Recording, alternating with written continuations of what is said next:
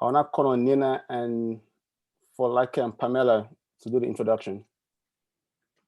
Go ahead, Pamela. Hello, kings and queens. Happy Sunday. My name is Pamela. Welcome to African Business Club. Once again, our goal is to normalize financial literacy, networking, and sharing of ideas and collaboration among Africans. Before we introduce the topic today, we have a few meeting guidelines. We have a moderator who will mute everyone's mic while the main presenter presents. Once the presentation is completed, there will be a time for questions and answers and also a discussion session. At this time, feel free to unmute your mic to ask questions, to share ideas, and to share feedback. We also feel free to post questions on the chat section of Zoom. This session will be recorded and will be shared via our social media outlets, including YouTube. Folake? Happy Sunday, everyone. My name is Falaka. Our financial literacy discussion topic for today is how to start a business. Owning a business is a key way to build generational wealth. Jumpstarting this process can be a daunting task. However, you just have to start. The goal of this session is to demystify the process and inspire you to take the leap into becoming a business owner. Today, we have a presenter on the call to lead the conversation by the name of Joshua Afolabi. Joshua is the CEO and founder, a serial entrepreneur. He's the owner and founder of Tuggo Technologies Incorporated, which is a last mile delivery solution that's created to modernize customer accessibility in the real retail industry. He's also the founder of the blackplug.com, which is a platform focused on raising capital for Black founders to launch and scale their business. Thank you again, Josh. Please begin. Thank you guys. Thank you guys for having me.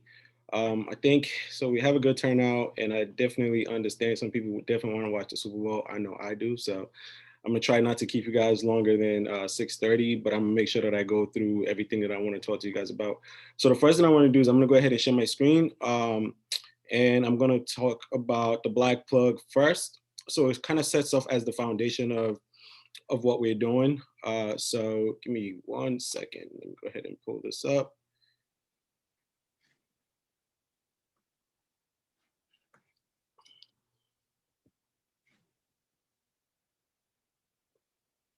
All right, there we go. All right, just want to make sure that everyone can see my screen.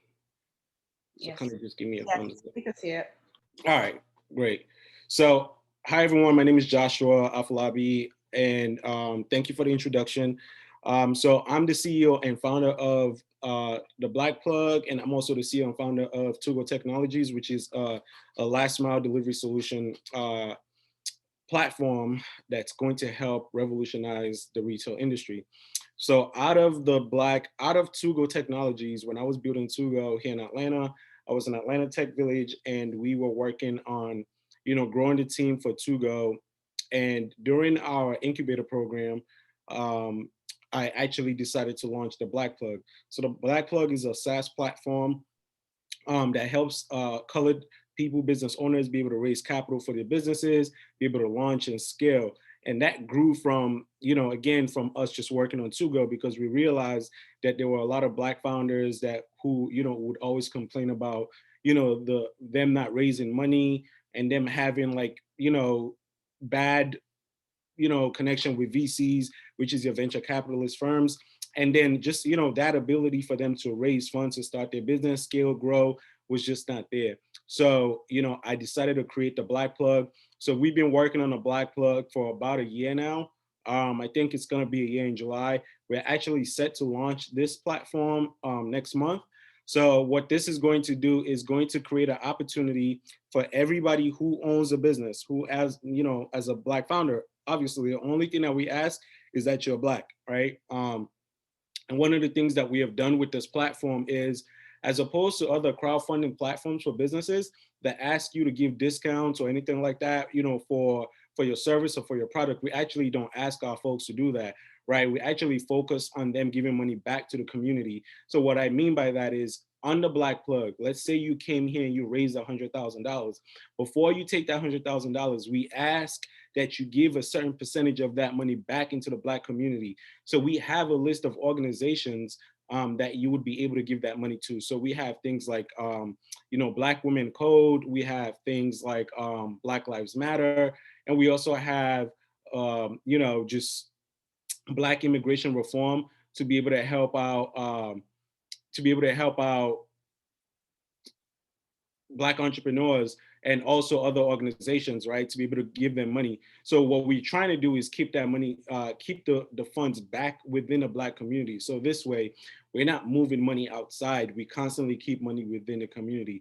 So for a person to come on a Black Plug, as of right now, because again, I have a small team kind of working on this, we're actually only going to be doing 10 companies at a time. And then once they raise, then we'll start with the next 10. And the goal in the next couple of years is that we constantly open up the platform. So we're working with one of the people that we're actually working with for this is one of the CMOs of Bombas. I don't know if you've heard about that. They make socks. They did $100 million in sales last year. And she's also the owner, the CMO, who's Kate. She's also the owner of a small platform called the Paid Forward List. And what the Paid Forward List is just a bunch of high net worth individuals and net worth who actually want to give their times to Black entrepreneurs, right? So I think I mentioned this on the Clubhouse. So we have connections to the vice president of Hulu, a lead person at Google. I mean, it's over 1,000 people. I can't name them all, but I am talking, these people are like high net worth individuals who actually who actually want to give their time to Black entrepreneurs and say, hey, I'm not going to charge you for it.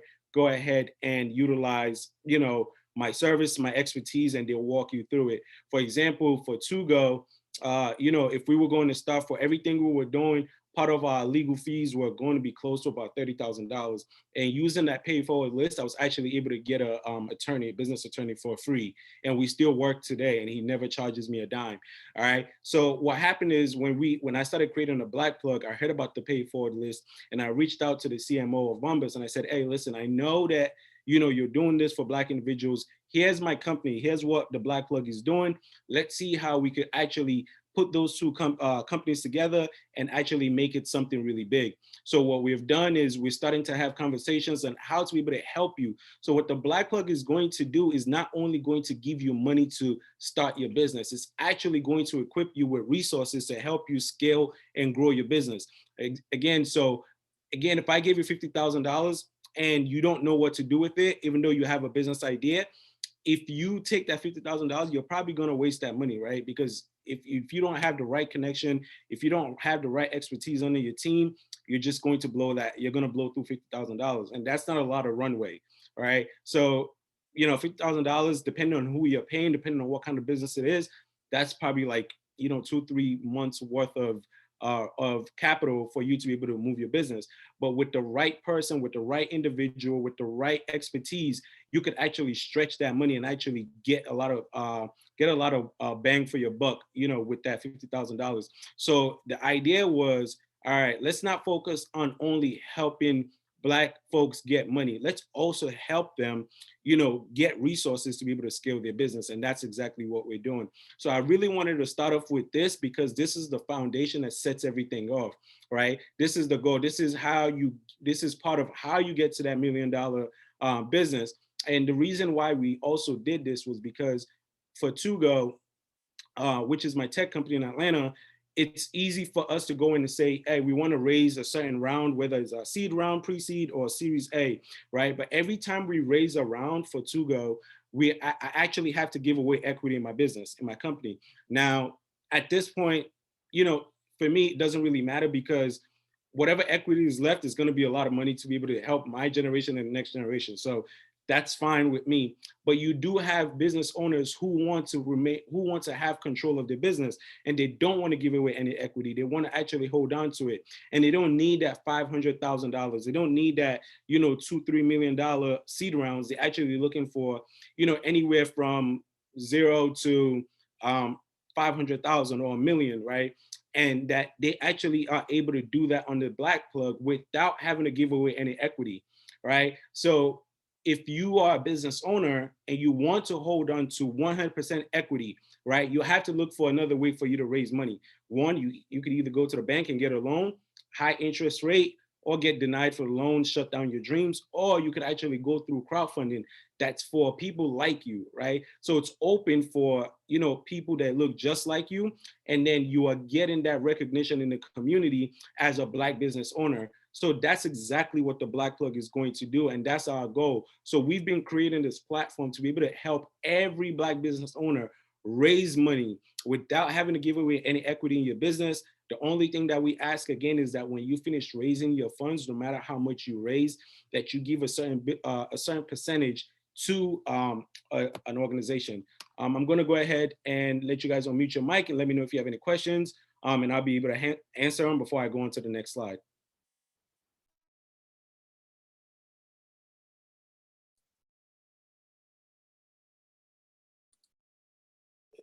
Hey, Josh, if you want, you can just go to the next slide, then we'll have the Q&A after your session. All right, awesome, cool. All right, so I'll go ahead and share my screen for the next one.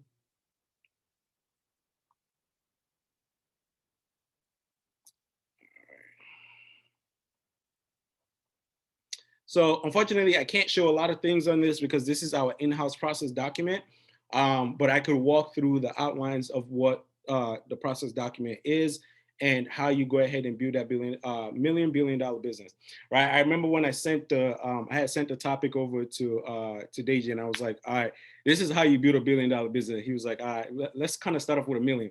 And I completely understand that. There's nothing wrong with that, right? But the process is the same, right? It's the execution that's different.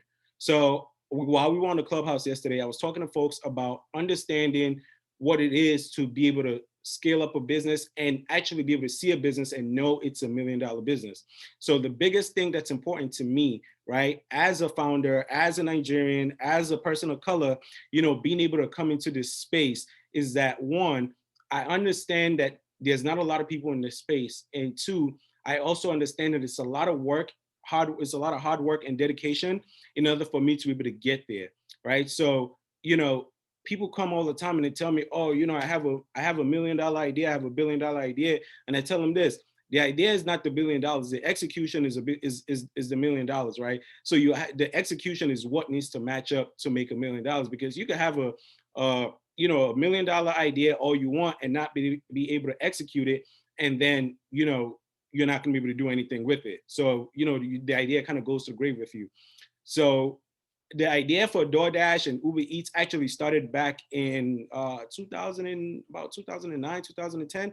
I was in Rhode Island at the time, and my cousin used to go to Rick. And I told my cousin, I'm like, yo, a lot of kids in the dorm, they don't have cars. So back then we didn't have Uber, we didn't have Uber Eats, Lyft, and none of that stuff, right? So you had kids who stayed in the dorm, right, that didn't like to eat cafeteria food, but they also they kind of wanted fast food, right? So the only way they were able to get fast food was if they, partnered with a friend that had a car or whatever. And, sometimes it's like late at night. So if they wanted fast food, they couldn't get it. So I called to my cousin and I said, yo, listen, here's what we should do. Let's put our numbers in the dorm with our, let's put our numbers and let them know that, whenever they are hungry and they want fast food, for them to call us, and we will go pick it up for them, and all they have to do is pay us a delivery fee. My cousin was like, yeah, dude, that's a dope idea. So we wrote it down, like, if we do 10 deliveries a day, this is how much you would make. And we weren't doing anything, right? So like, we had the time. We were just gonna do this in the evening time. But again, we had that idea, but we never did anything about it, right? It just stayed an idea up until DoorDash became the $1 billion company that you see today. And my cousins call me every day like, oh my God, I wish we did. And I'm like, yeah, it doesn't matter now. That idea is gone. So again, you could have $1 million idea. If you don't know how to execute that idea, it's just gonna die with you. You're not gonna do anything with it. So come in Tuggo Technologies, which is again a last mile delivery solution that, you know, a startup that I've created here in Atlanta. As of right now, we've not even gone ahead and raised our first round, but our pre-money valuation right now is at 1.5 million. So that's what Tuggo is worth right now. And before the end of this year, we're hoping to get the valuation of our company to about $10 million, right? So how do we actually build a $1 million company? How do we actually scale up? I said this yesterday on the Clubhouse. It's the best way for you to be able to scale up any business is that you're able to wash, rinse, and repeat, right? You're able to do it in Atlanta. You're able to take it to California. You're able to take it to, you know, to China. You're able to take it wherever it is in the world. You could actually wash, rinse, and repeat your process and actually make it work for you. So, you know, for example, Uber just does not exist in Atlanta, right? So you could take if you started the idea of Uber in Atlanta, you could go ahead and take it to Cali, you could take it to New York, you could take it to Texas, and all you have to do is just kind of repeat the same process, right, over and over again for you to be able to get to, for you to be able to scale up your business. Now, if you have a business that's it's not scalable, I said this yesterday, it's hard for you to get to that $1 million. The only reason why, not that you can't, it's just harder. The only reason why I say this is because of, one, you would need to have like a really good customer loyalty, right? And you would need to have an exceptional brand, right? People need to know you, and then you have like a line out the door. One of the like the really good brands out here in Atlanta, it's a vegan burger spot called like the Slutty Vegan. And then this lady opened up this, you know, vegan burger. It tastes like real burger. It's really good, and she has a line out the door every day. She has actually gone ahead and opened up 2 more locations in Atlanta, and she's going to be, you know, opening up another location outside of Atlanta. So, you know, a business like that where the brand constantly grows and people know you by your name, and then, you know, you just kind of scale up like that. It's harder when you just have a business that's not scalable, right? So, and the reason why I say that is, you know, if you're buying and, you know, you're selling clothes or you're selling something, you need to figure out a way to be able to brand yourself that you're able to scale up your business. So whether it's a product, whether it's a service, right? You need to figure out, all right, if this is a service business, how can I order more? How can I add more things, right? And we could give more services, right? And if it's a product business, how can I add more to the product so we could actually, you know, give our customers more? So in order for you to be able to have $1 million business, right? I tell people this all the time because I meet people, you know, who are also entrepreneurs, and they come at me and they say, oh, Josh, you know, I have this idea. And the first thing I ask them is, show me your business plan. And, you know, then you hear crickets, no business plan. All right, talk to me about your executive summary. Who's on your board? Who's on your team? And crickets. Okay, financial projections. What are you guys supposed to make this year? What are you going to see yourself making in the next couple of years? Crickets, right? So I'm like, all right, cool. So you have a business idea, but you have actually not written it down. You actually have not laid it down, because when you go and you say you have $1 billion or $1 million idea, right? And you want investors to be able to help you, that's the first thing they're going to ask. They're going to say, okay, lay down your idea to me. Let me see it, depict it in words, right? So it's you actually giving your idea and drawing it out. We will actually say maybe like a product roadmap could be an easy one, right? Or you actually spend time to create a business plan and a process document. And all that does is, if you hand that process document to an investor, right, they're able to look at it and say, okay, I understand what your business is trying to do. I understand how you're going to make money, and I understand what you need to start your business. That's all they need to know. So back in the days, you know, people would go with this extensive business plans. They'd be like 40, 50 pages.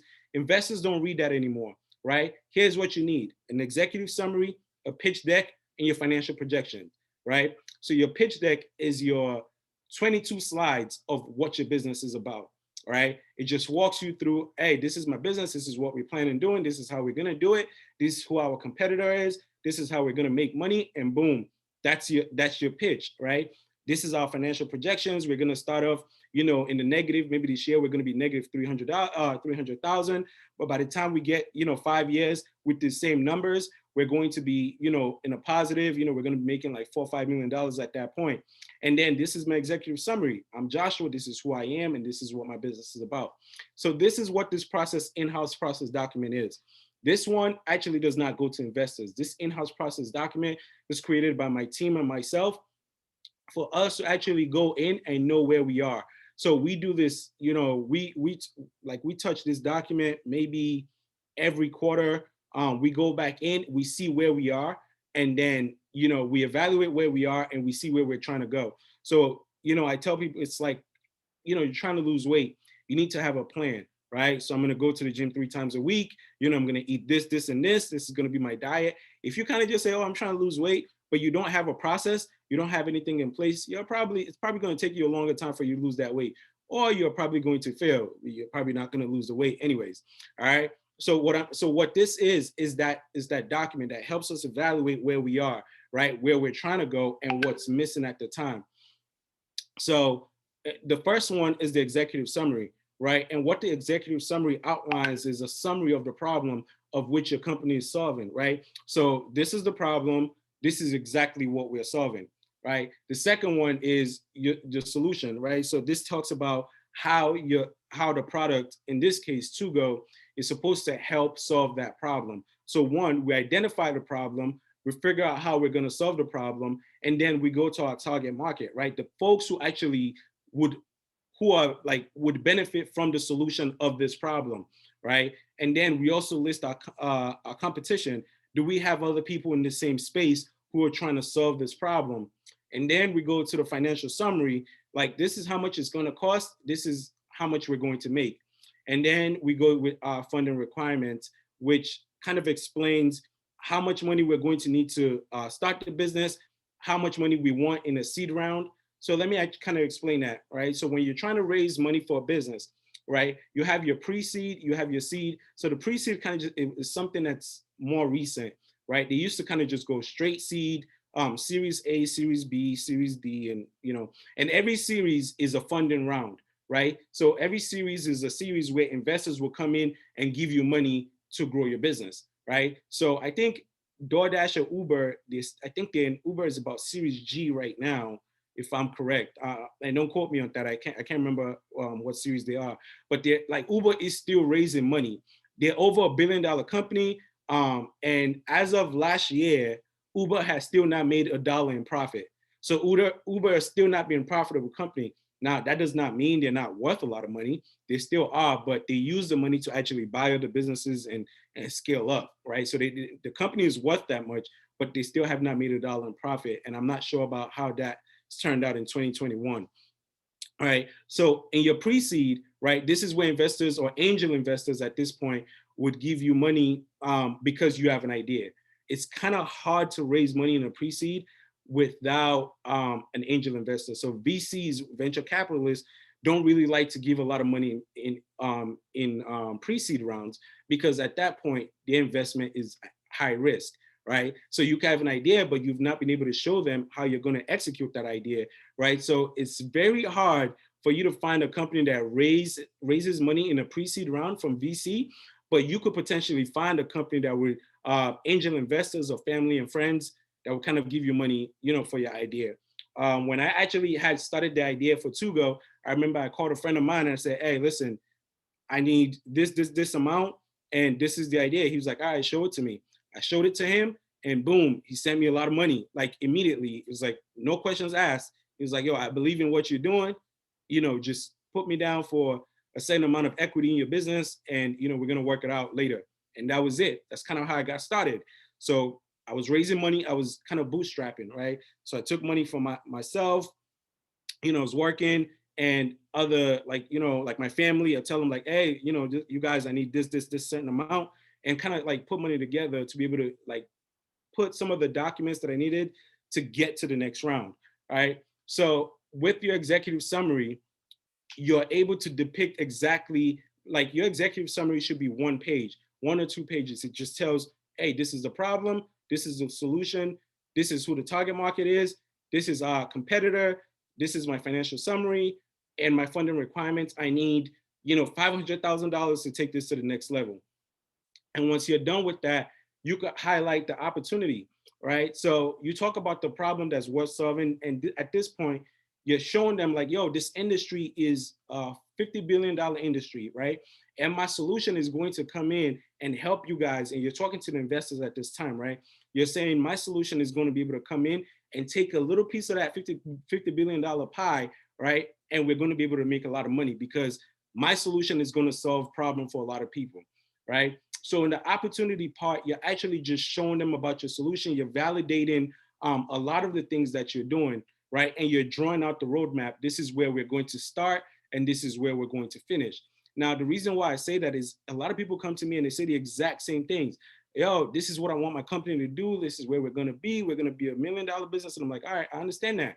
But one, when you start a business, you have to think about it yourself as a baby, right? So you're a baby right now, and think about what you want to be when you grow up, right? So outline it exactly like that, right? So I'm here, I'm 2-3 years old, but by the time I'm 35, this is exactly where I want to be. So what you're doing at that point is you're kind of just helping yourself grow, and you're creating a product roadmap and saying, okay, by this month, we want to do this, this, this, and this. By that month, we want to do this, this, this, and this. And that's the reason why it takes a lot of time. So I think DoorDash actually started in 2013. And if you could see now, that's almost 8 years later, they're actually worth $1 billion. And it's because it's impossible for them to be worth that $1 billion in just 1 year, right? There's growth that needs to happen. So they started off by local deliveries, and then they started to expand into restaurants and more restaurants, and then fast food chains. And then all that just happens over time, right? It's a steady growth that gets your company there. So when you look at 2.4 and it talks about roadmap and future plans, it talks about exactly where we are and where we plan on going as Tuggo as a company. So the Tuggo that you see right now is not going to be the same Tuggo you see 10 years from now, right? Because we've started to add into those roadmaps. And if you're going to build a business and you want investors to invest in you, you actually need to have this, because they need to see the bigger picture, right? You can't just come in and say, oh, this is exactly what we're going to do, so that's it. You need to actually show them and say, hey, in 2-3 years, right, we're bringing in $10 million.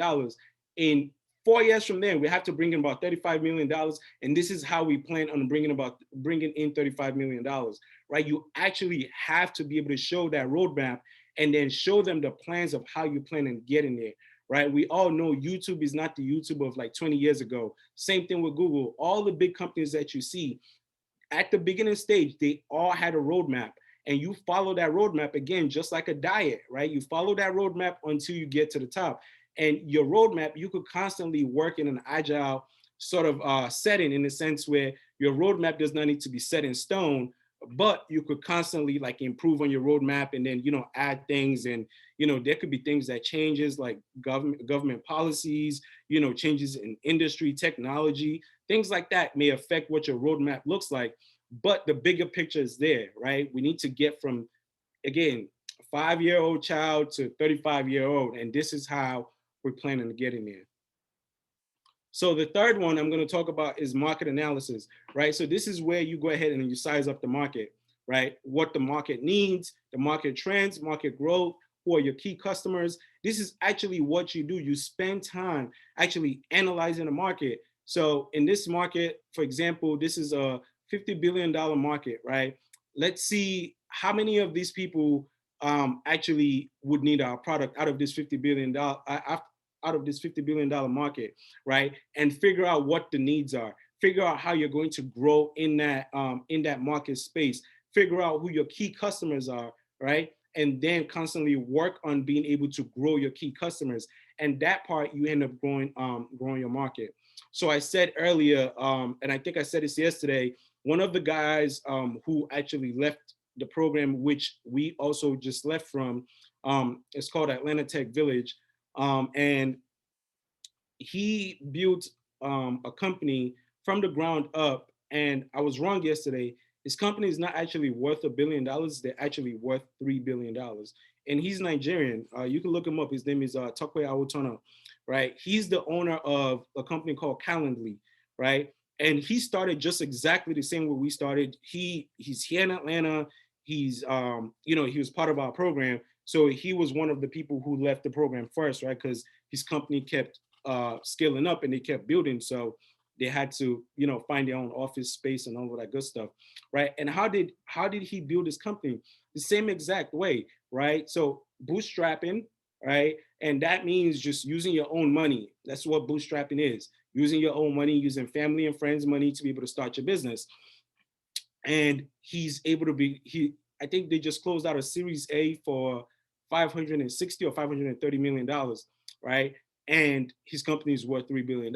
How did he do it? There's definitely an executive summary. There's definitely a target market audience, right? Who needs his services. He saw the opportunity. What problem was he solving? He said he hated the fact that when you needed to schedule an appointment using email, you would have to send 5 and 6 emails back to back before you guys can finally say, hey, this is the time I'm available. And this person says, hey, this is the time available. So what he did was created a technology product. All you have to do is plug it into your email, and the folks who need to schedule an appointment with you have the ability to see exactly when you're free by one click. That's all he did. His company is worth $3 billion. So in the execution, again, so after we talk about like the market analysis and summary, we go into execution, right? So the biggest thing, like I said, it's not about the idea. This is the biggest part of what we do at Tuggo. This is what we spend a lot of time doing. We spend time hiring developers, outsourcing, and we try to outsource because, you know, sometimes it's a lot cheaper than hiring developers here in America. So we try to grow our team with American developers and then developers rather outside of America, either in Canada, India. We even have developers working on Tuggo as far as Ukraine. All right. So we try to outsource. So this way we save money. The reason why we do this, again, if you remember what I said earlier, is that once we go into our first seed round, right, we want them to be able to value the company higher than we value it, right? So at that point, they're going to say, okay, you guys have done a lot of this heavy lifting, so we're going to give you this certain amount. So your company is worth this amount, right? So again, as of right now, pre-money eval, we are 1.5 million. And by the time we get done by the summertime, we most likely will be worth close to 2 to 3 million after our first valuation, right? So in the execution part of our company, right, this is where we focus on a marketing plan. All right, so how do we plan on marketing our product? We talk about it, we come up with a strategy. This is exactly, we're going to use social media, we're going to use, you know, advertising, we're going to, all of that, we come up with a plan for marketing. How do we plan on doing sales? We come up with a sales plan. This is exactly how we're going to sell our product. This is exactly how we're going to reach out to this, and this. And then we come up with the milestones. Again, the milestones is a map that we put in place that says, hey, this is where we are and this is where we want to be. So our marketing and our sales plan need to reflect on our milestones, right? We need to say like, okay, by Q1, we want to have made $500,000 in sales, right? And then we track it with our milestones. By Q2, we need to have made this, and this. And every time we hit a key milestone, that falls into our key metrics, right? So this is the performance measurement that lets us know, all right, this is exactly how we're doing. So our key metrics is a performance measurement that helps us gauge the overall performance of Tuggo, right? It lets us know if we're behind or if we're right where we need to be, or if we surpass our actual projections, right? So if we say, okay, you know, by July, we want to have done $1 million in sales, but by July, we have only done $500,000, then there's something wrong in our marketing plan and our sales plan, and we need to go back and work with it.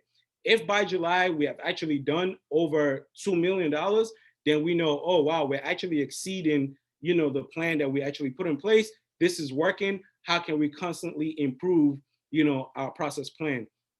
And then the fifth outline is just focused on technology in itself, right? This just, again, remember I said this is an in-house process document, and this is only for folks who, executive folks who work at my company, who work at Tuggo. They're the only ones who have access to this document, right? Because this is pretty much our trade secret, right? This is everything. So if somebody wants to get a hold of this document, they could, you know, they could pretty much do exactly what we're doing, right? So with our technology, this just explains exactly what our technology does, how it works. And again, same thing with the milestones and key metrics. This is just a breakdown of how our technology is going to help solve a problem. So the sixth one is then our company and management summary.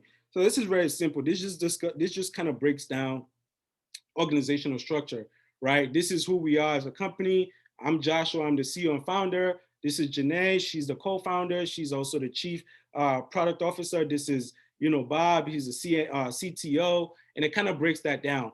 Also breaks down our management team and advisory board, right? These are the folks who are on board with us, and your advisory board or your management team should always consist of folks who have done this before, right? So I know people who puts like their father and some people on their management team, and I'm like, that's cool, I understand it. But your management team should always consist of people who have done this before. For example, one of the folks in our management team is Bob Norton, and he has built over 10 businesses and sold them worth over like $30 billion, right? And he's actually on an advisory board. So he's able to come in and say, hey, this is what you guys need to do. This is where you guys are lacking, this, and this, and this. That's what you want to build an advisory board with folks who have actually done this before. They believe in your business and they actually advise where, how to go about it and how to be successful. So one of the key things in building a company, I'm telling you, this is one of the most vital organs you could have in your business, is have a strong management team and an advisory board, right? Because they've done it before, right? They've been there, they've sold businesses, they've made the millions and billions of dollars. So they're not going to steer you the wrong way. They're actually going to tell you, hey, you're moving the wrong way. This is where you need to be. So having an advisory board is definitely good for your business. The next one I want to point out is management team gaps. So the reason why I actually put this there, and I put this here yesterday when I was actually going through this and added this actually wasn't in a document, was because while you're building your team, you have to be able to identify where there are gaps, right? So I'm going to say, for Tuggo, I need somebody who understands supply chain and logistics. If I don't understand supply chain and logistics 100%, then that's a gap, right? So I need to make sure that I understand it. And if I don't understand it, I have to be able to point that out in our process document and say, hey, out of everything that I know, I don't understand supply chain and logistics. So we need to hire somebody who has that expertise in supply chain and logistics, or we could talk to someone in our advisory board who could connect us with someone who has that expertise in supply chain and logistics. So I always say this, know what you don't know, right? That's my, know what you don't know. So there's so many things that I know that I don't know, right? And that's where I'm able to identify those gaps and say, I don't know this, so I need somebody who's able to come in and actually help me, understand this better. And then the next one just talks about personnel plan, how we plan on getting people into the company once we start to grow, and how we plan on running the business effectively. And then the last one is just, company history and ownership. We, again, because this is an in-house document, we constantly track this. And I think this document is about, so as of right now, this document is about 34 pages, right? And it's going to constantly get longer than that. So it may be probably about 80 pages if we're able to get everything done. And again, because we constantly add into it. So as more people come into the company, we go ahead and we update this management team, we update our organizational structure. So we constantly add into this process document, and we do this every quarter, right? So this way we're able to go back and know if we are on or off track. And then the next one is the financial plan. And this just goes into like our financial projections. It's able to tell you exactly how much we're going to make. It's going to tell you exactly when we're going to make money, when we might lose money. And it's going to kind of walk you through all of that. So I think I'm going to show just a quick, just what a quick executive summary looks like. It just explains who Tuggo Technology is as a company. And then it goes further down into platform features. It goes into how we plan on making money. It goes into the market opportunity, and then it goes further into the market. Again, my founders will have my head if I go further down into that document, and because this is a very confidential document. So the goal is, right, if you do want to build that $1 billion business, you need to have the right outline of how you plan on getting there, right? Also understand that there's the ability for you to raise money. You don't need to, there was a guy on the clubhouse yesterday, I think his name was Boomy yesterday, and he was saying this, and what he was saying was true. A lot of people think they need to have a certain amount of money in the bank for them to get to where they need to be, and that's not true. that's the reason why you go out and raise money, right? That's the reason why, you have investors who come in. But in order for an investor to give you money, they need to like your business. They need to be able to see that you know what you're talking about. They need to be able to see that you say, all right, this is the problem. This is my solution. This is where we are. And this is where we're trying to go. So with that, you're able to kind of, show them that you're serious about your business. And I say this all the time, as Africans, we need to be able to think outside the box, all right? We need to be able to expand on what we actually call business, all right? Because most of the time, I have folks who will come to me and say, I'm about to start a business. And I'm like, all right, what's your business? And they'll be like, oh, I'm going to be selling shea butter and lotion. And that's fine. It's understandable, right? But you have to understand, there's a lot of people in that same space selling shea butter and lotion. And not saying that selling shea butter or lotion is wrong, but tell me how you plan on branding yourself that you actually stand out and you are the best product. And you're why should I pick your product over the next person selling it, right? It's not just that you just, buying and you sell shea butter. That's like, you're just going to be breaking even, right? You're going to see a couple $100, couple $1,000, but it's going to be hard for you to actually scale up, right? So again, not because their business is wrong, but it's because the idea behind the business and how they plan on scaling that business to make a lot of money. Because my thought is, if you tell me that you are going to start a business, my belief is that you're actually trying to make a lot of money, right? Unless you're doing some kind of social responsibility and you're doing it for the community and you don't plan on making money, then hey, that's a different, you can sell all the shea butter that you want at that point, that's fine, right? But if you do plan on making some money and making profit, then you have to be able to say, all right, I'm trying to get in the shea butter business, but here's how I plan on branding my shea butter. This is what I plan on doing for marketing, right? And this is how I plan on being the best shea butter in the market. You have to be able to have that plan. But the main purpose of that point that I was trying to make is you have to be able to also follow trends, right? So we're in a technology space right now, right? The goal is figure out how to be, there's so many issues, so many problems out there that need solution. So one of my technology products that I'm actually working on is actually done already. And the goal was we were supposed to sell it to a bank in Nigeria. But what happened was, because I got the Black Plug going on, I have Tuggo going on, we kind of just sat back on that product, and it's done again. We have all the paperwork, everything is all set. We just have to go ahead and make that sale. So what that product is I know a lot of people on here, if you're Yoruba, you understand Ajo, and then, or if you're not Nigerian, you understand Susu, right? It's the contribution where people, put money together, and then one person takes the money and then, gets a lump sum, and the other person takes money and gets a lump sum, right? So one day I was sitting back, because I remember doing this in college, and that's kind of how I bought my first car. And I was thinking, what's the best way to actually make this process a lot easier? So I said, I'm going to create an app. So I created a technology app that helps you create a pot within the app, right? And automatically, if there are 20 or 10 people in the app in one pot, right, automatically links to your bank account.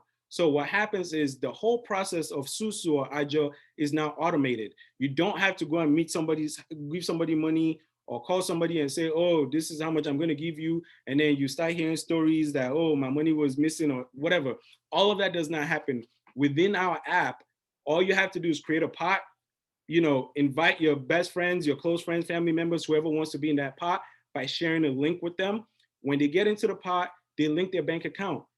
If you decide you want to do it weekly, bi-weekly, monthly, however you set it up, if you're the moderator of the, and you're the owner of the pot, right? So you set it up that way. If you guys decide that you wanted to do it bi-weekly, so twice a month, right?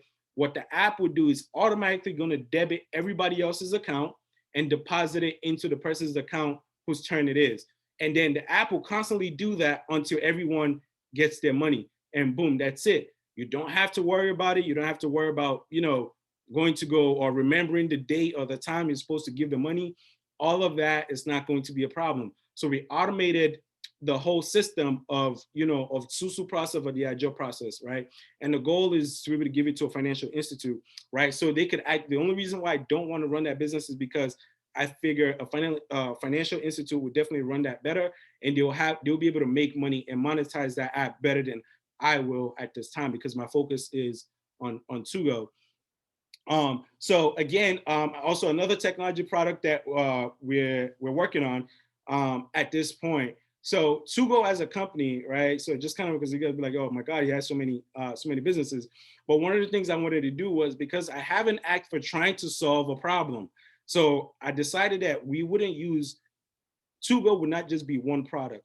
Tuggo would be the umbrella company, and then we would have these little companies under Tuggo or whatever it is, right? So another product that we're going to be working on is, I just talked to a couple of my female friends and realized that there were some females who did not know how to do makeup, right?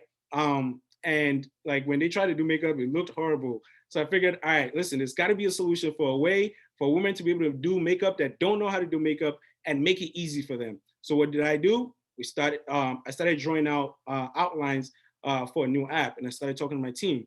Here's what we want to create.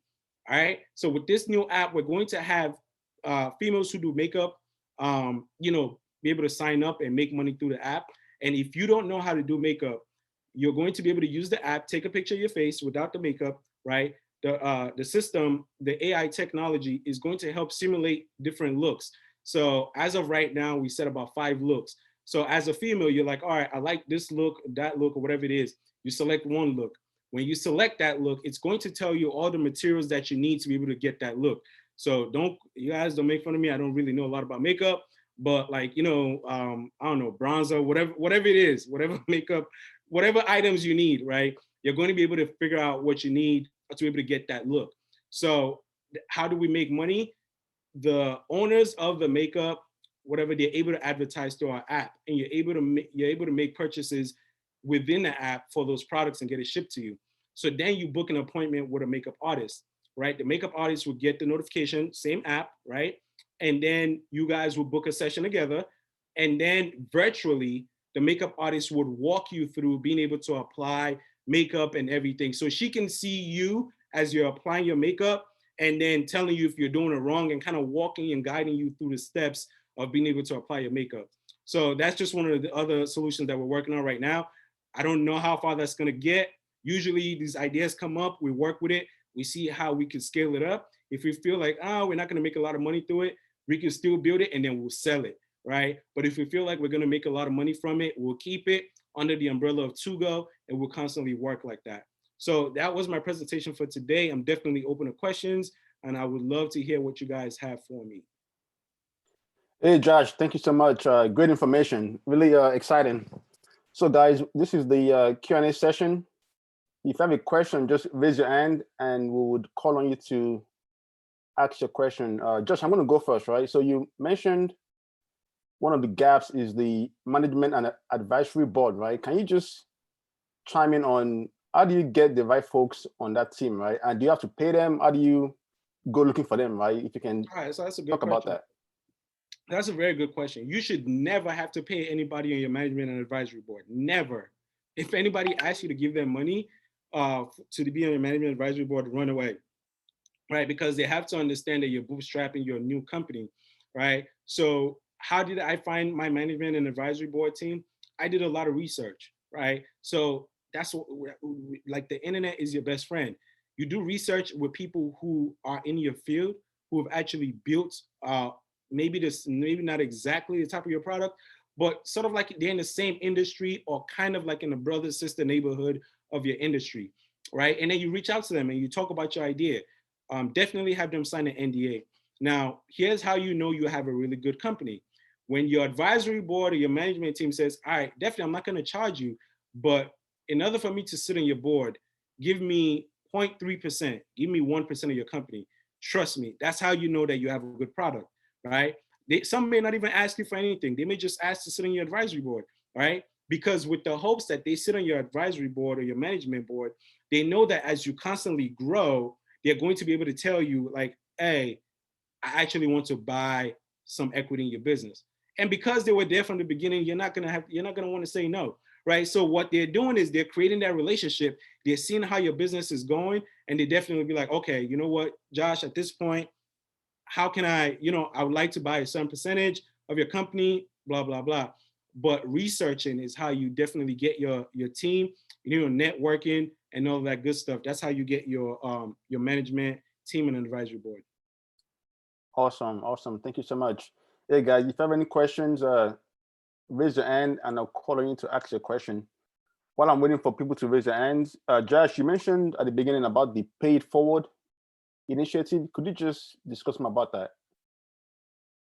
Yeah, so the Pay It Forward initiative has been put to place by the CMO of Bombas, and then when and she's put this initiative forward so as to help people of color, right? So the Pay It Forward list is an extensive list, right, of high net worth individuals who have decided to give their time to Black entrepreneurs for free. So if you have a business idea, right, you're able to utilize that platform and say, all right, I want to go into technology space. I want to build an app. You go through the list. You find somebody who's a CTO of a famous company, CTO of DoorDash, and they're there. They put their link and their contact information, and this is how you get in touch with them and say, hey, my name is so and so. This is my company. I would like to schedule a meeting with you. Let's have a conversation. And from there, you're able to have a conversation with them, and kind of go from there. Can you share the, I guess, is that like a website that you can share? So it's not a website at this time. And I know that she was shutting it down. What we're planning on doing is this. We plan on sharing that, implementing that into the Black Plug. So it's going to be available to you once we launch the Black Plug. As of right now, because we want to be able to make sure you guys get all of that information, right? So again, there's over like 1,300 individuals on that on that list, and we'll be able to right now, if you go and find it, I'm not sure if it's still online, but a lot of it is not updated. So what we're doing is I actually had a call with her on Friday. We missed each other because I was on Google Meet, she was on Zoom, so we kind of missed each other. So we're going back, so we're having another meeting again this week. And again, remember, this is someone who her company has done $100 million in revenue, right? And she's the chief marketing officer of that company. So for her, when she's giving you individuals, it's because she's connected, right? And that list is probably a list of like close friends and people who want to, make it up to her and stuff like that. But also folks who feel like it's part of their responsibility to bridge that wealth gap, in the Black community. Great, thank you so much. Like I said a while ago, guys, if you have any questions, just feel free to raise your hand and I'll call on you to ask your question. While I'm waiting, I'll just keep asking my questions to kind of keep the engagement going. So Josh, one thing that's well known today is tech, right? Everything we do today is all about tech.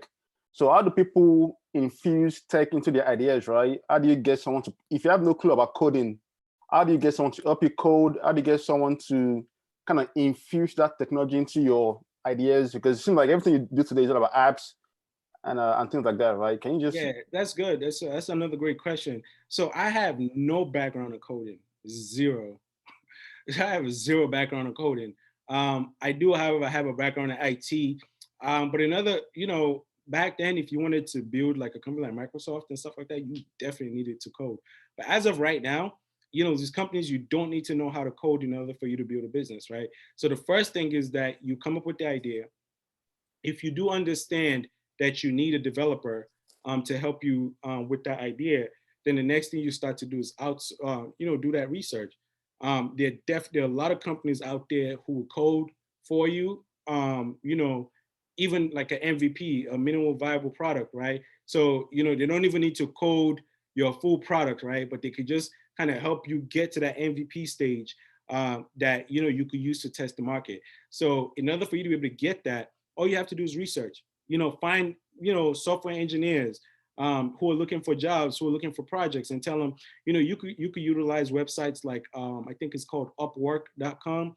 Upwork.com has a list of, software engineers. They'll tell you what their rate is per hour. You could also utilize Fiverr, to find engineers and stuff like that for cheap. A lot of them are in India. So like they're relatively cheaper than you would get a developer in America.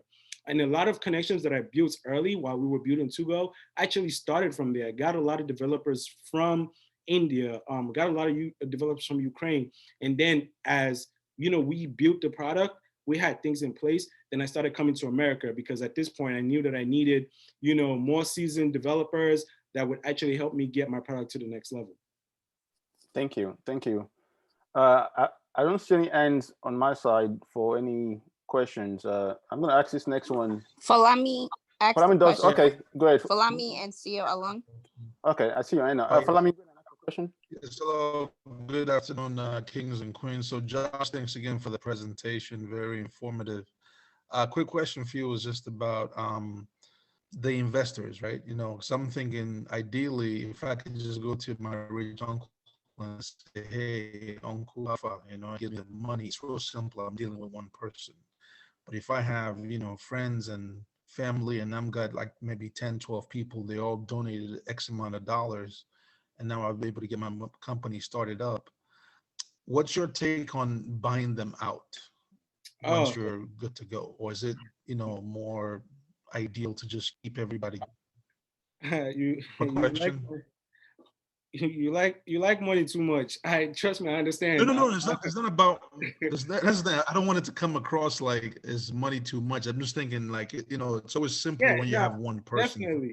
Definitely. With your cap table, you want to make sure that your cap table does not look crazy before you go in front of an investor, right? So any investor will tell you that. So if you have like family and friends and this and this, so here's what I did, right? When I raised my money from family and friends, I grouped them into one group, right? So on my cap table, they come off as one. So they just have 7%, that's just one. So you wouldn't, in that 7%, there's 7 different people that own 1%, right, of Tuggo. But under, with my company, you only actually get, they're actually listed as one. And also, in order for you to buy them out, you want to be able to buy them out early, right? So here's the thing, because if you decide to buy them out after you raise a round from investors, you have to understand that their equity, their 1% is now worth more money.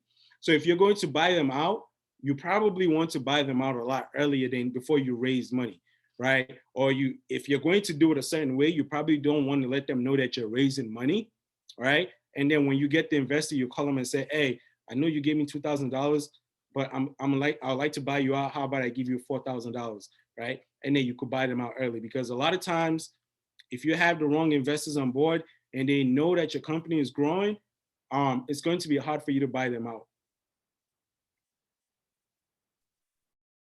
Okay, all right, that makes sense. Like I said, that was my concern about how it could get messy later on when money's involved. Like I said, in my experience, people just get to be really funny when it comes to money. So that's what I was thinking. What would be the kind of smooth way to do it? Yeah, and as long as you own 51% of your company, you're always in control. That's another thing. As long as you own 51% of your company, you're always in control. I own most of majority share in Tuggo. As of right now, I'm going to have to give it up, but I would never give up more than 51% of my company, right? The moment I give up 51% of my company, I'm giving somebody an opportunity to step me down as CEO and take my company to another direction that I may not want, and I would not have any say in it. So, I always make sure, no matter what, up until I decide to sell Tuggo, I'm always going to stay at 51%, so that way I'm always in control of the board. Awesome. Thank you so much. I think I'm going to call on Bumi. I think he has his hand raised as well. Oh yeah, that was dude from yesterday. What's up, bro? What's going on, man? So, yo, man, like what I'm hearing, everything sounds wonderful, man. Great presentation. All the bullets to take. I mean, as far as when you're doing a investor pitch, like you're taking all the dots, bro. So like, let me good job. I'm just saying, bro. We'll talk offline more on. Let's see here. So the fintech product, what are you calling it? The sushi. What are you calling it? So as of right now, we're calling it the money pot. So we're calling it the money pot, and the goal is actually for us to bring it back to America, right? But because it's already in, like it's already known in Africa, right? We just was like, all right, let's kind of just leave it there. But the goal was to sell it to a bank. We were in talks with a bank. We were going to sell it off. But why we want to bring it back to America was because on the Clubhouse, I, stumbled upon a room and I heard too many people talking about Susu, like Black Americans, white people talking about this and blah, blah, blah. So I figured, all right, we already have the solution. We might as well just kind of bring it back here. And we want to open it to, so what we also try to do is open it up to businesses. So if like the foundation of Susu, right, is done by individuals. So this way, if we open it up to businesses, right, if you need $50,000, so like let's just say corporations. Yep. And like exactly. Corporations, so they can slush money together. Exactly. Without having. All right, so check it, bro. Exactly. Without having to do anything. Yo, bro, I already got a whole plan of where I want to take you right now, bro. Look, all right, so with that, right, yo, my brother and his boys own a bank called Heritage Bank. If it's in Africa, it's one of the largest banks there. If you look it up, Heritage Bank. My boy and my brother owns that shit, right? And then another bank, I can't remember the damn name, First Bank or some shit. His boy owns it. So we know bank owners, right? Follow me, right? Right. So, and also another boy in Ghana owns another Ghana bank, right? So what I was doing was I own a company called Makiba Payment System, but you can look it up. It's called like Makiba.money, right? Right. So it's like Venmo, bro. So, and I'm gonna use you because now I know you're a coder. I'm gonna bring you on some other projects that I got going on. You gonna slush money, bro. Trust me. So, with Makiba Payments, right? We have right now banking relationships in which we piggy banked off the bank, right? So we can do the same thing as Venmo does, same thing as PayPal, all that, right? So we're fully operational now in Cape Verde. We're operational in Nigeria right now in Abuja with the Nigerian government. We're going to go sign that like in the summer. So they're fully operational in the whole Nigeria, but we're in Cape Verde, Nigeria, Ivory Coast, Cote d'Ivoire, South Africa, Egypt, and some other ones. We want to make it like a fintech. We want to really sell it, man. The end game is to sell everything, bro. Right. So, all right. So right now, we're fully operational. We have clients intake and using the payment system. You have accounts open with us as a bank type. You know what I'm saying? Right. So really, what I'm trying to again is bank the unbankable. Right? Africa is like people have money, but they don't have it in bank now. So how do we get these people to have money and show it so I can give you a loan so I can make more money off you? Right? Yeah. So what Makiba payment system, pretty much I was like, all right, bro, let's engage all the banks. I mean, I have my own relationship with the banks, like I just said, but I don't want to be limited to them. I want to engage all the damn banks in Africa. So you can piggy bank off us because we're building so many accounts open with us now, right? Through that. And we have crypto also encrypted into that because sometimes, crypto will have to be the way that we convert it into whatever is your local currency of money. You know what I'm saying? Right. So that way you don't have to have a physical bank account. You know what I'm saying? So how you engage the bank is like, hey, bro, we have all these accounts in all these countries in Africa. You don't need banking. You already need a bank, bro. So we provide you the clients where you can give them loans to.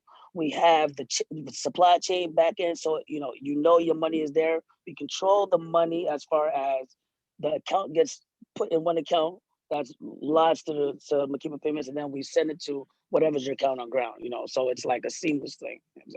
That's actually so dope. Right. So it's like you say, I'm gonna sell it to the bank, bro. But I'm trying to have the bank say, hey, bro, you just back us, bro, and you just give our clients that are on our system loans. So now you have open accounts in all of Africa, not just limited to your demographic of Nigeria or whatever is your, you know what I'm saying? It's like, we can make money. So that's what we're gonna do with Makiba Payments. When it came to me, it came from my buddy Salim. He's from Qatar, but he lives in New Jersey. He sells PPEs with me. He makes a shitload of money for PPEs, bro. So the guy that he bought it from, he's like a Nigerian dude as well. So he brought it to us and was like, bro, this is gold, man. Bro, I called my guy in Canada. Again, it's relationships to build, bro. Like, yo, money is easy, bro. Called my dude, like, yo, bro, this is what's going on. Sent him the PDF. He's like, yo, how much they want? The guy, they came to me at 1 million. They wanted 950,000, whatever. I was like, give me the breakdown.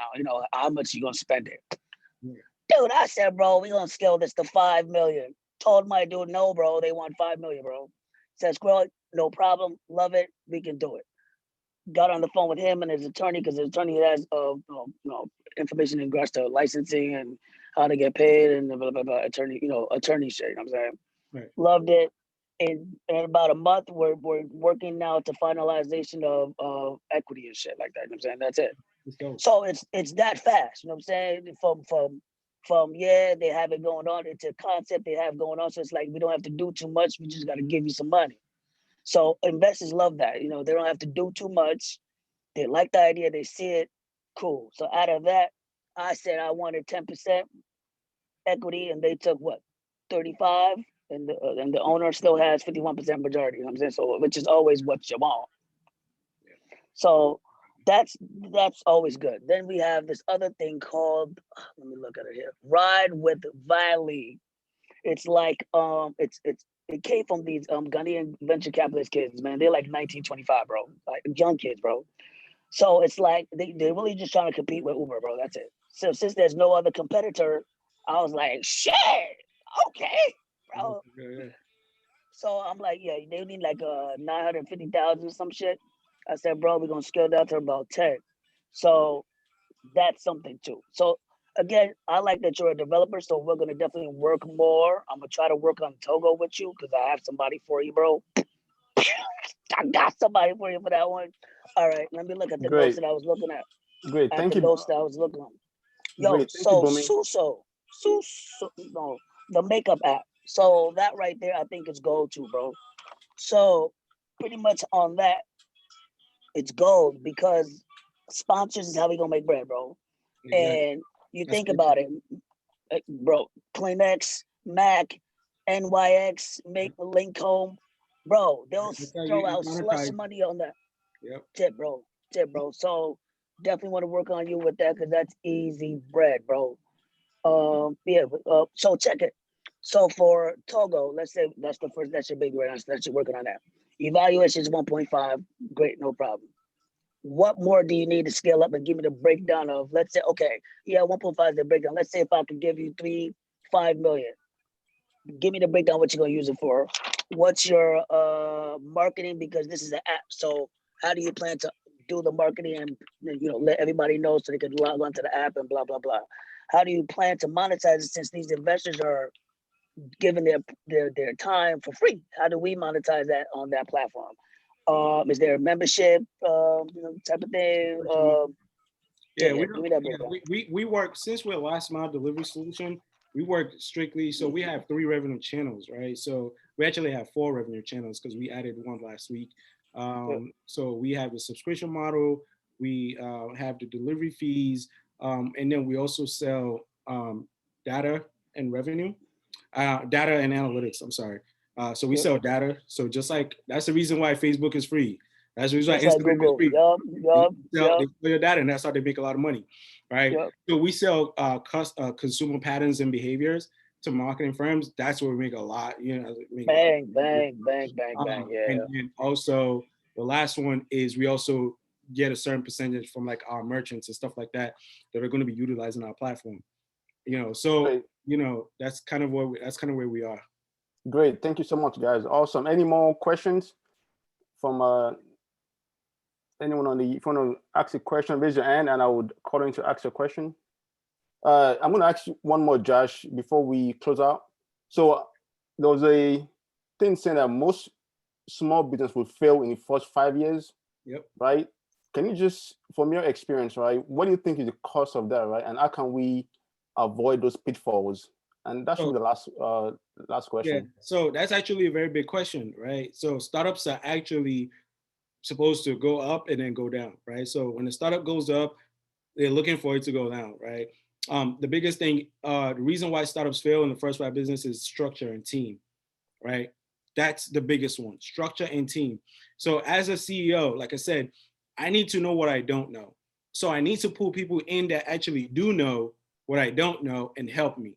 Right? If as a CEO, I decide I want to do it all by myself, I want to do marketing, I want to do sales, I want to do, investor pitch, I want to do like product development, chances are I'm going to fail.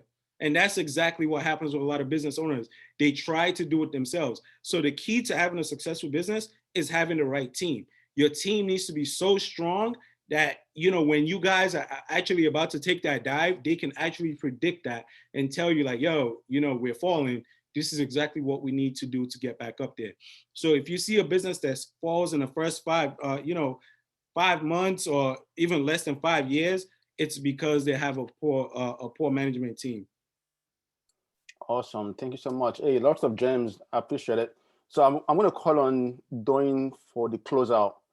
Before I do that, I'm going to share a poll as well for all the attendees. It's a quick few minutes poll. If you just want to answer those questions for us to get better next time, and I'll call on Doing to close it out. Doing. Thank you, guys. Thanks, Funshaw. Thanks for everyone for joining us today. Josh, thank you for that knowledge and that information you shared with us today. For our last segment, we'd like to ask our speakers to give us a common sense finance. So I know Josh got a lot of common sense tips. So I'll just have you give us one today. Thank you. I think for me, I always say this it's called the KISS, which is keep it simple, stupid. That's all. That's what that means, right? And it's really just focused on how for you to be able to just keep everything that you're doing simple and not complicated, right? If you're able to keep it simple, chances are you're able to get it to the next level, right? And again, in the beginning, all it has to do is stay simple, and you know, you at that point, at every step, you can keep on adding to it. So that's kind of what I would say. It's just kind of keep it simple. Nice. I like that. It takes someone like Josh to give KISS a different definition from what we know. So I love that. Just want to say thanks everyone again for joining us. I know today is Super Bowl Sunday, so to have over 40 people join us today, we really appreciate you guys giving us this Sunday to spend with us. Once again, this is African Business Club. Our goal is to normalize financial literacy, promote collaboration, and sharing of information, just like how you've seen today with Bumi and Josh connecting from here. We have a lot of connections that happen on our platform almost every day, because the conversation doesn't always end there. We also have the Discord app where we share information daily. If you've not joined Discord, we'll have the link on the chat. Just click it, join us. Also, we're on Instagram and African Business Club 2020. This video will be it's recorded and will be posted in the week on our YouTube page. So subscribe, share, like our YouTube page, African Business Club again on YouTube. And on Tuesday we have what we call Talk to Us Tuesday. The next one will be this Tuesday coming up in 2 days. The Talk to Us Tuesday is more of simply, it's also on Zoom, but we use this to actually have more of like a discussion on the topic that we just had today. So please join us on Tuesday for the Talk to Us Tuesday. And then we also have the accountability group. So we meet on Tuesday also, where we push each other to do better. We have like different teams, about 3 of them: investment, cash flow management, and I think the third one is just about your work in your corporate job. So we have the accountability group where we have the leaders that kind of like, hold everybody responsible for their goals. So, so that's a very powerful tool that we're using right now. And I know for me personally, I've able to have my goals more in order just from that being in that group. So please join us on Tuesday. We will send the information out on our Instagram page and on the Discord to remind everybody on Tuesday. And lastly, I just want to say, please, let's remember we're all kings and queens. So let's treat each other as such. Let's respect one another. And with that said, thanks again for joining us. Peace and love, and please enjoy the game and be safe out there. Thank you, guys.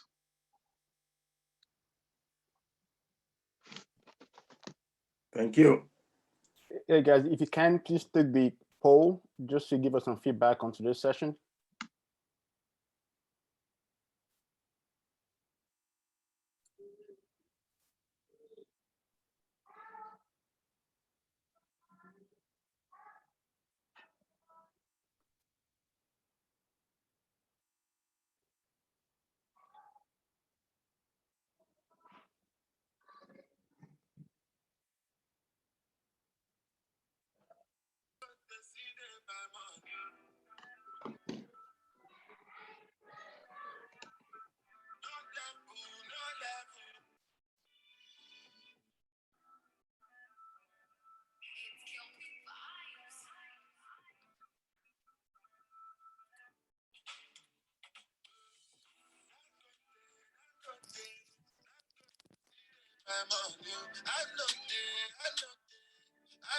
sleep on the money.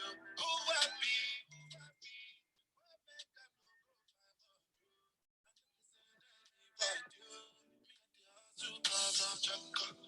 Make you ask who my love go.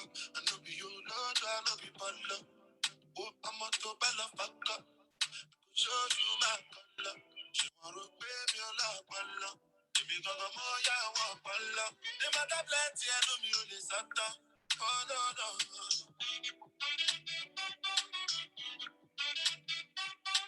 Listen, well, well. When I dey strive and I dey hustle, wetin I dey buy? Aluba I dey buy.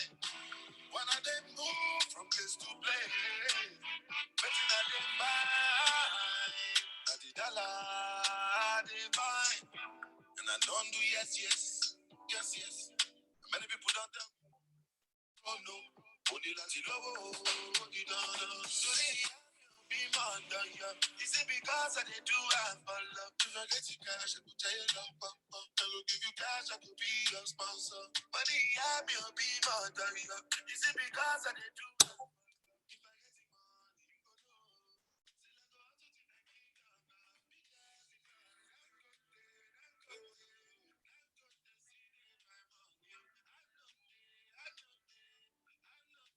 go know.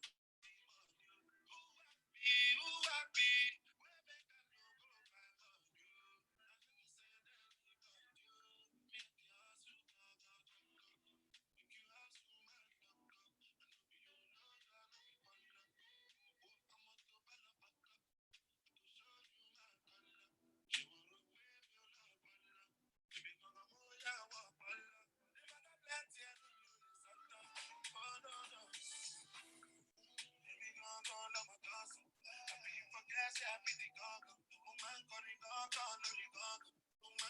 I no go find